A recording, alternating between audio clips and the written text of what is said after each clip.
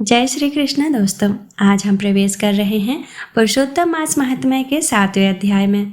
यह अध्याय इतना शक्तिशाली और चमत्कारी है कि खुद सूत जी महाराज ऋषियों से कहते हैं, यह आख्यान महापुण्य देने वाला, कीर्ति बढ़ाने वाला, सुपुत्र देने वाला और जीवन से दरिद्रता को जड़ से मिटाने वाला है। जब भगवान विष्णु ने गौलोकनाथ श्री कृष्ण के सामने मौन धारण कर लिया और अधिक मास का अपार दुख उनके चरणों में रख दिया, तब साक्षात पुरुषोत्तम श्री कृष्ण ने क्या कहा।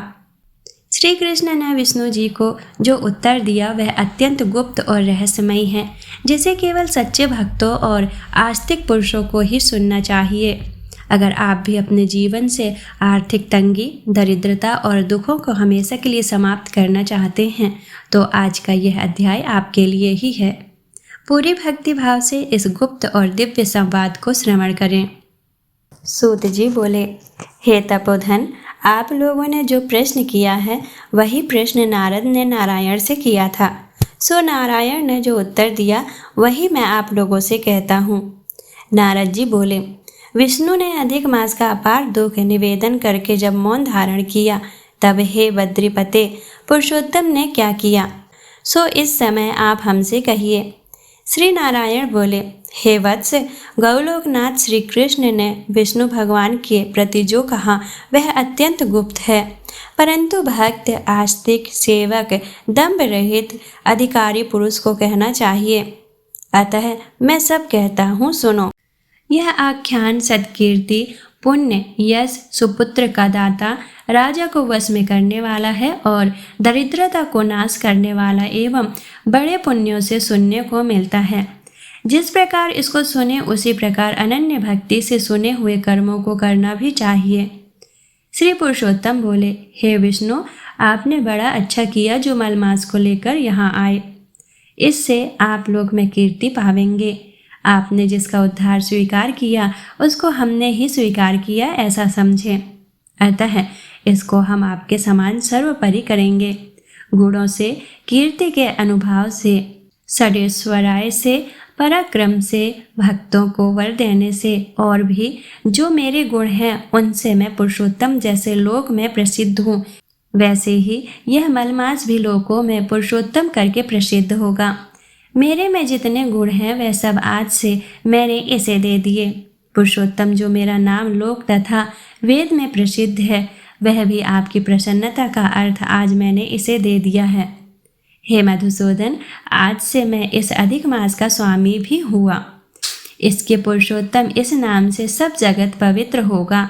मेरी समानता पाकर यह अधिक मास जगत पूज्य एवं जगत से वंदना करवाने के योग्य होगा। इसकी पूजा और व्रत जो करेंगे उनके दुख और दरिद्रता का नाश होगा। चैत्र आदि सब मास साकाम है। इसको हमने अपने समान समस्त प्राणियों को मोक्ष देने वाला बनाया है। जो प्राणी साकाम अथवा निष्काम होकर अधिक मास का पूजन करेगा वह अपने सब कर्मों को भस्म कर निश्चय मुझको प्राप्त होगा। जिस परम पद प्राप्ति के लिए बड़े भाग्य वाले यति, ब्रह्मचारी लोग तप करते हैं और महात्मा लोग निराहार व्रत करते हैं एवं दृढ़ व्रत लोग फल, पत्ता, वायु भक्षण करके रहते हैं और काम क्रोध रहित जितेंद्रियां रहते हैं, वह और वर्षा काल में मैदान में रहने वाले, जाड़े में शीत, गर्मी में धूप सहन करने वाले मेरे पद के लिए यत्न करते रहते हैं। हे गरुड़ ध्वज, तब भी वह मेरे अव्यय परम पद को नहीं प्राप्त होते, परंतु पुरुषोत्तम के भक्त एक मास के ही व्रत से बिना परिश्रम जरा मृत्यु रहित उस परम पद को पा लेंगे। यह अधिक मास व्रत संपूर्ण साधनों में श्रेष्ठ साधन है और समस्त कामनाओं के फल की सिद्धि को देने वाला है। अतः इस पुरुषोत्तम मास का व्रत सबको करना चाहिए। हल से खेत में बोए हुए बीज जैसे करोड़ों गुना बढ़ते हैं, तैसे मेरे पुरुषोत्तम मास में किया हुआ पुण्य करोड़ों गुना अधिक होता है। कोई चतुर्मासीय आदि यज्ञ करने से स्वर्ग में जाते हैं, वह भी भोगों को भोग कर पृथ्वी पर आ जाते हैं, परंतु जो पुरुष आदर्श विधि पूर्वक अधिक मास का व्रत करता है वह अपने समस्त कुल का उद्धार कर मेरे में मिल जाता है और इसमें संशय नहीं है। मुझे प्राप्त होकर प्राणी पुनः जन्म मृत्यु भय से युक्त एवं आदि व्याधि और जरा से ग्रस्त संसार में फिर नहीं आता। जहाँ जाकर फिर पतन नहीं होता सो मेरा परम धाम है। ऐसा जो वेदों का वचन है वह सत्य है, असत्य कैसे हो सकता है। यह अधिक मास और इसका स्वामी मैं ही हूँ और मैंने ही इसे बनाया है, और यह जो मेरा नाम है सो भी मैंने इसे दे दिया है। अतः इसके भक्तों की मुझे दिन रात चिंता बनी रहती है। उसके भक्तों की मनोकामना को मुझे ही पूर्ण करना पड़ता है। कभी कभी मेरे भक्तों का अपराध भी गणना में आ जाता है, परंतु पुरुषोत्तम मास के भक्तों का अपराध मैं कभी नहीं गिनता। हे वैष्णव, मेरी आराधना से मेरे भक्तों की आराधना करना मुझे प्रिय है। मेरे भक्तों की कामना पूर्ण करने में मुझे कभी देर भी हो जाती है, किंतु मेरे मास के जो भक्त हैं उनकी कामना पूर्ण करने में मुझे कभी भी विलंब नहीं होता है। मेरे मास के जो भक्त हैं वो मेरे लिए अत्यंत प्रिय हैं। जो मनुष्य इस अधिक मास में जप दान नहीं करते वे महामूर्ख हैं, और जो पुण्य कर्म रहित प्राणी स्नान भी नहीं करते एवं देवता तीर्थ द्विजों से द्वेष करते हैं वे दुष्ट अभागे और दूसरे के भाग्य से जीवन चलने वाले होते हैं। जिस प्रकार खरगोश के सींग कदापि नहीं होते, वैसे ही अधिक मास में स्नान आदि न करने वालों को स्वप्न में भी सुख प्राप्त नहीं होता है। जो मूर्ख मेरे प्रिय मलमास का निरादर करते हैं और मलमास में धर्म आचरण नहीं करते वे सर्वदा नरकगामी होते हैं।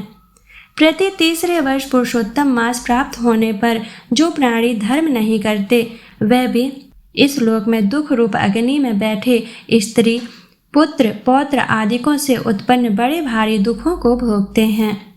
जिन प्राणियों को यह मेरा पुण्यतम पुरुषोत्तम मास अज्ञान से व्यतीत हो जाए वह प्राणी कैसे सुखों को भोग सकते हैं।